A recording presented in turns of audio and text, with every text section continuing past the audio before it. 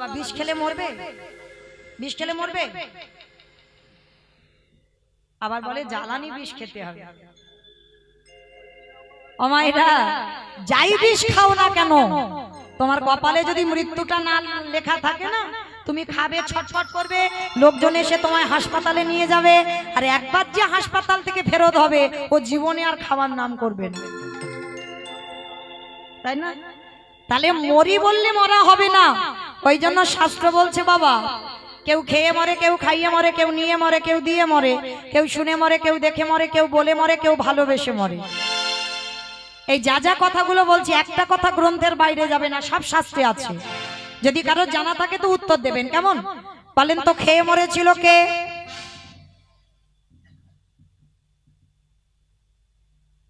পারবে না? বকাসুর। কৃষ্ণ গোষ্ঠে গেল, এমন করে বকাসুর গিলে খেতে গেল, বকাসুর হরিবল হয়ে গেল। আর পরেরটা সবাই বলতে পারবে, তবে একটু ভাবতে হবে। খাইয়ে মরেছিল কে? পুতনা। বেশ জানি তো এটা পারবে। পুতনা স্তনে বিষ মাখালো, এমন করে কৃষ্ণ টান দিল, পুতনা বধ হলো। তাহলে খেয়ে মরল বকাসুর, খাইয়ে মরল পুতনা। নিয়ে মরেছিল কে? আমি অপশন দেব, আপনারা খুঁজে বের করবেন। কেমন? রামায়ণ।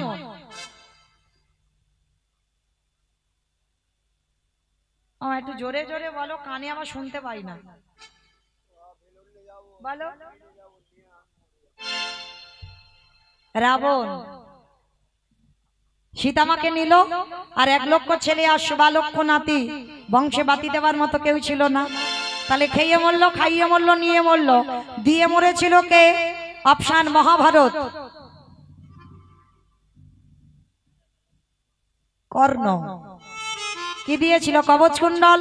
আর কবচ কুণ্ডল দিল বলেই তো কর্ণ বধ হলো, না হলে হতো কি? হতো না। তাহলে খেয়ে মরল, খাইয়ে মরল, নিয়ে মরল, দিয়ে মরল। শুনে মরেছিল কে? মহাভারত।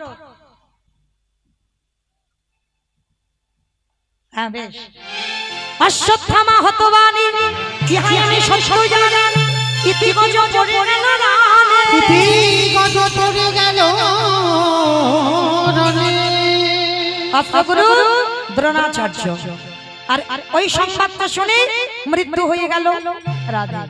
আর যখনই মৃত্যু হয়ে গেল বাবা, তাহলে খেয়ে মরল, খাইয়ে মরল, নিয়ে মরল, দিয়ে মরল, শুনে মরল। বলে মরেছিল কে? দক্ষ রাজা 7টা মেয়ে, তার মধ্যে একজন ছিল সতী। দক্ষ যজ্ঞে প্রতিনিন্দা শুনে প্রাণ ত্যাগ করেছিল, বলে মরল। তাহলে খেয়ে মরল, খাইয়ে মরল, নিয়ে মরল, দিয়ে মরল, শুনে মরল, বলে মরল। দেখে মরেছিল কে?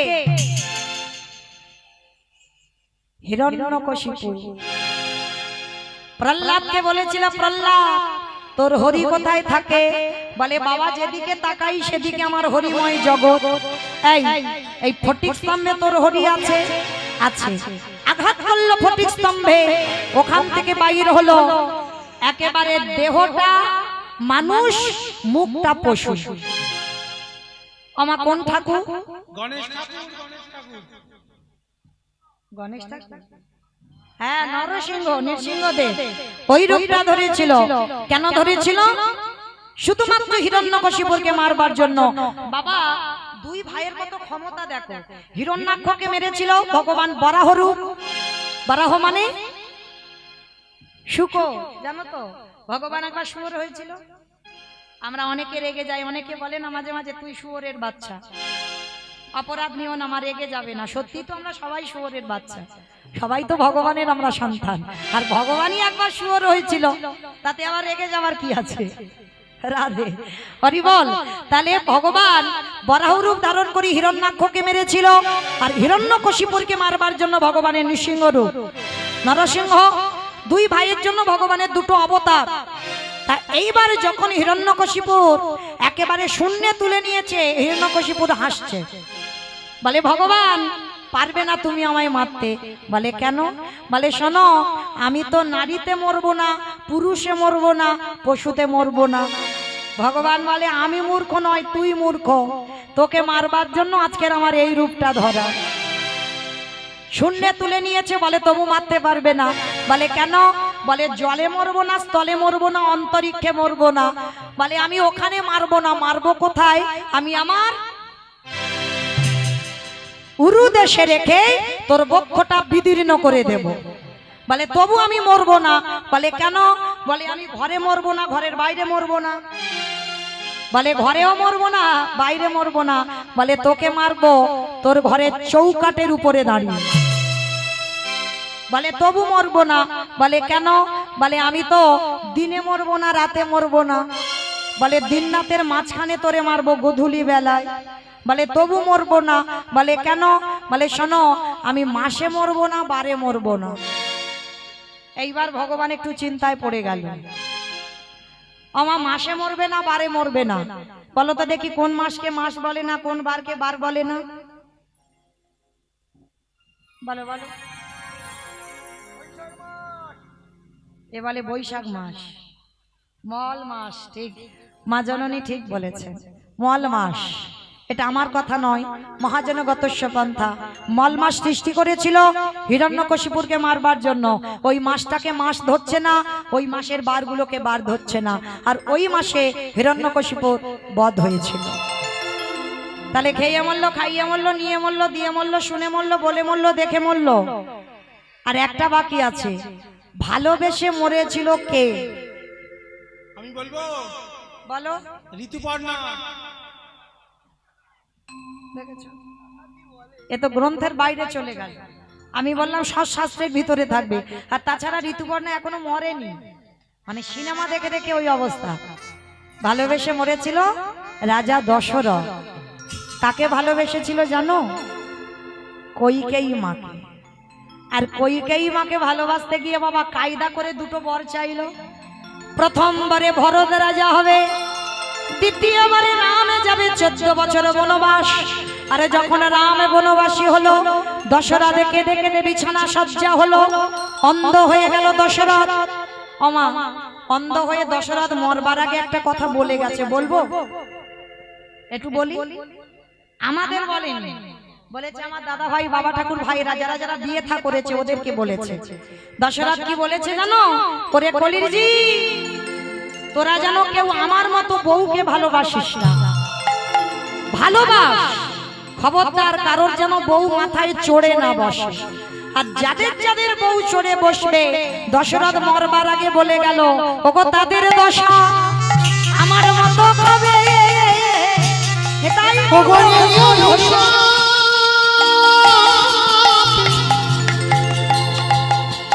আমি করে গেলাম তাদের দশা আমার মতো হবে। ভক্তিমতী মায়েদের কাছে নিবেদন, এখনো যারা প্রসাদ পাননি আপনারা ধীরে ধীরে উঠে প্রসাদ পাবেন। কারণ আমারও যাবার বাঁশি বেজে গেছে, আর বেশিক্ষণ আপনাদের চরণে তো নয়, চলে যাব। তবে আপনারা অনেক বেলা হচ্ছে, আমাদের নয় অভ্যাস। আর আজকের বিশেষ করে তো আমার ব্রত, তো যারা ব্রত করেছেন বাদ দেন, যারা ব্রত করেননি তাদের উদ্দেশ্যে নিবেদন, যারা আপনারা প্রসাদ পাবেন আপনারা ধীরে ধীরে যান, আপনারা প্রসাদ পান। নিতাই গৌর প্রেমানন্দে হরি বল হরি বল। তো চলেন আজকে আমা বলো তো, লীলাতে কোথায় ছিলাম? সে আমি এত কথা বলতে গিয়ে গন্ডগোল হয়ে গেছে সব। বলো কোথায় ছিলাম? ওটা তো হয়ে গেল। লীলাতে কোথায় ছিলাম? হ্যাঁ, যমুনার ঘাট। বেশ, এটা তো তত্ত্ব বলতে গিয়ে দূরে চলে গেলাম। তাহলে ছিলাম লীলাতে, যমুনার ঘাট। ছেলেটা মরতে গেল, মরা হলো না। বাবা যেই না গিয়ে ডাক দিল, ছেলেটা উঠে এসেছে। বাবা, আমি যা কিছু জোগাড় করেছিলাম এই রাক্ষসী যমুনা সবকিছু খেয়ে ফেলেছে। খোকা, কি করে আমরা এবার অতিথি সেবা দেব? বাবা একটা কাজ করো, ওই যে দূরে দেখা যাচ্ছে একটা মুদির দোকান, ওই দোকানে গিয়ে আমরা কিছু জিনিস চুরি করে আনবো। চুরি? হ্যাঁ রে বাবা, চুরি করা তো মহাপাপ। কে বলেছে চুরি করা মহাপাপ? এ জগতে নিজের জন্য যদি চুরি হয় তাতে পাপ হয়, কিন্তু ভগবানের জন্য যদি কেউ চুরি করে সে চুরিতে পাপ হয় না। বাবা ছেলে দুজনে মিলে মুদি দোকানে প্রবেশ করেছে, দোকান চুরি করবে বলে। যেই না প্রবেশ করেছে বাবা, গোল করে গর্ত করে দোকানের ভিতরে গিয়ে দেখছে বাবা চাল ডাল আলু সবজি পুটলিতে করে ভালো করে বেঁধেছে, বেঁধে গর্ত দিয়ে বেরিয়ে এসেছে। আর গর্ত দিয়ে বেরিয়ে এসে এইবার বাবার হাতে তুলে দিয়ে বলছে, বাবা বাবা তুমি তো চিন্তা করছিলে কি করে অতিথি সেবা দেবে, দেখলে তো আমি কি সুন্দর ব্যবস্থা করে দিলাম। যেই না বলেছে কি সুন্দর ব্যবস্থা করে দিলাম, হরি বল। এইবার বাবা বলছে, হ্যাঁ রে খোকা, চাল ডাল তো দিলি জোগাড় করে, অতিথি সেবার পর একটু মুখশুদ্ধি দিতে হয়, জানা বাবা, একটু মুখশুদ্ধির ব্যবস্থা কর না। ঠিক আছে বাবা আমি যাচ্ছি। যেই না বলেছে মুখশুদ্ধির ব্যবস্থা কর, আমার ভগবান ওদিকে মুচকে মুচকে হাসতে আর বলছে, দেখি এবার কি করে। প্রথম পরীক্ষাটা ওর রূপ ধরে গোটা লোকের কাছে মার খাইয়েছে, দ্বিতীয়বারে কচ্ছপ হয়ে চাল ডালগুলোকে খেয়ে নিয়েছে, এইবার তৃতীয়বার। এই পরীক্ষায় যদি উত্তীর্ণ হস তবেই জানবো চিরকালের জয়ী। আজকে ছেলেটা আবার দোকানে প্রবেশ করেছে, পানের থালা বসানো আছে, তাতে একটা হরিতকি, হরিতকিতে বটু হাত দিয়েছে, আর দোকানদার ঘরের ভিতরে ঘুমাচ্ছে। আর দোকানদার শুনতে পেল, মনে হচ্ছে কেউ প্রবেশ করেছে দোকানদার ঘরে, হরিতকিটা হাত দিয়েছে।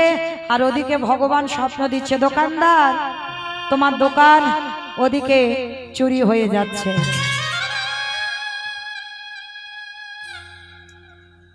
যেই না বললো দোকান চুরি হয়ে যাচ্ছে,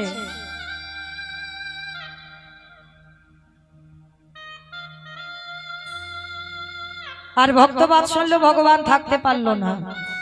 চুরি হবার কথা বলতেই বাবা ভগবান স্বপ্ন দিতেই আর ওই দোকানদারের ঘুমটা ভেঙে গেল। আর দোকানদারের ঘুমটা ভেঙে যেতেই আর সেই সময় বটু যেতে যাবে, পাটা লেগে পানের থালাটা উল্টে পড়ে গেছে। ওগো দোকানদার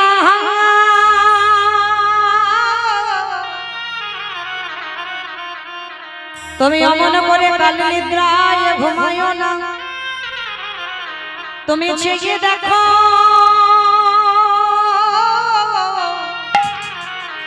তোমার মুদি দোকানে কেমন চুরি হয়ে যায়। ওগো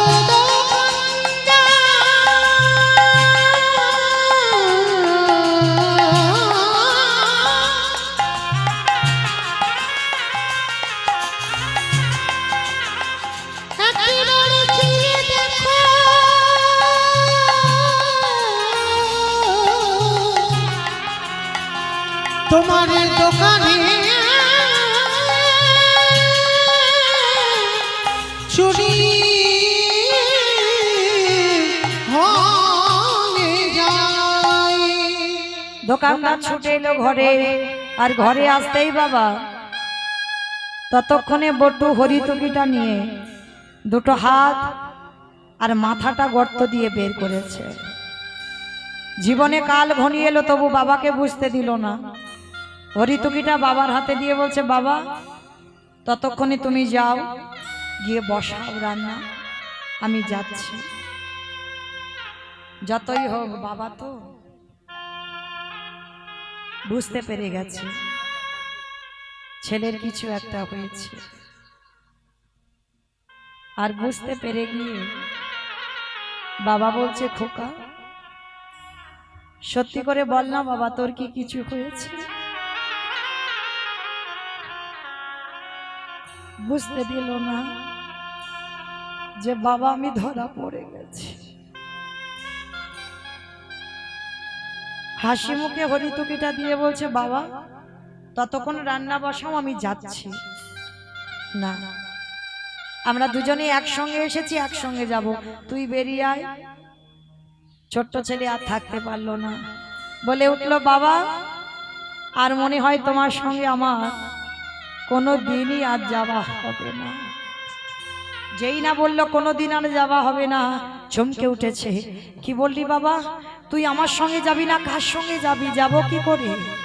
এরা যেভাবে পা ধরে টানাটানি করছে, যে কোনো মুহূর্তে এরা আমার দোকানের ভিতরে টেনে নিয়ে যাবে। যেই না বলেছে যে কোনো মুহূর্তে দোকানের মধ্যে টেনে নিয়ে যাবে। বাবা বলে বলেন, ওরে আমি বারবার তোকে বলেছিলাম তুই চুরি করতে গিয়ে ধরা পড়ে যাবে, তুই আমার কথা শুনবি না।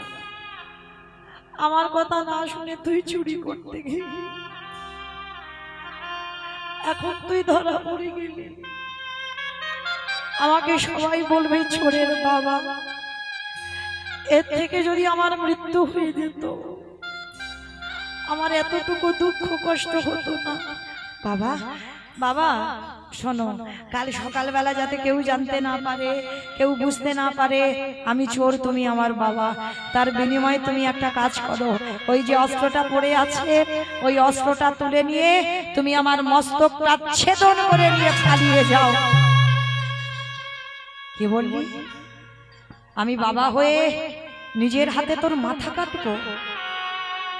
ওরে এ জগতে কোনো বাবা মা পারে না নিজ পুত্রকে বলি দিতে। কে বলেছে পারে না? তুমি গীতা, ভাগবত, রামায়ণ, বেদ, উপনিষদ সব পড়েছ, তুমি মহাভারত পড়নি? এই মহাভারতে দাতা কর্ণ কি করেছিল? কি বাবা? মা পদ্মাবতীর কাছে একাদশীর পরের দিন দ্বাদশীতে ভগবান যায়নি? ভগবান গিয়ে বলেছিল না, পদ্মা এই দ্বাদশীতে আমি একটু মাংস খেতে চাই, তবে অন্য কোনো মাংস নয়, তোমার একমাত্র নয়নের মণি, তোমার একমাত্র বুকের ধন, তোমার বিষকেতুকে হাড়ি কাটে রেখে ওর দেহটা টুকরো টুকরো করে আমাকে মাংস করে দাও। পদ্মা বলেছিল বেশ। এ ছেলে গর্ভে থাকাকালীন আমি বলেছিলাম এ ছেলে যেন বৈষ্ণব সেবায় লাগে, আমি তাই দেব। মা পদ্মা হাড়ি কাটে রেখে ছেলের মস্তকটা ছেদন করে বাবা ছেলের মাথাটা রেখে দিয়েছিল ঠাকুর ঘরে। বৈষ্ণব চলে গেলে কেঁদে একটু হালকা হবে, কিন্তু ভগবান তো বুঝতে পেরে গেল। পদ্মা তুমি সব রান্না করলে, ওই ছেলের মাথা দিয়ে অম্বল করে দিলে না? যেই না বললো ছেলের মাথা দিয়ে অম্বল করে দিলে না? পদ্মা মা ছুটে গেল, ছেলের মাথাটা নিয়ে নাক, মুখ, চোখ টুকরো টুকরো করে বৈষ্ণব সেবায় অম্বল করে দিল।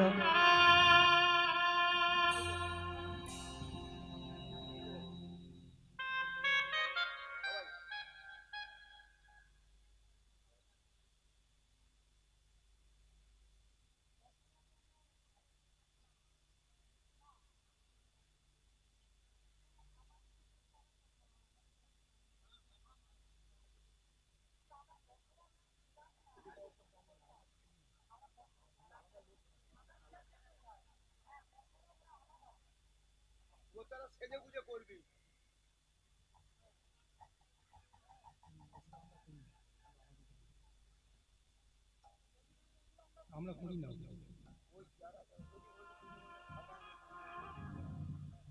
আপনাদের কোনো বৈষ্ণব সিস্টেম নেই? ওই তো ওরা উনি করবে, যদি বান্ড করে দেবে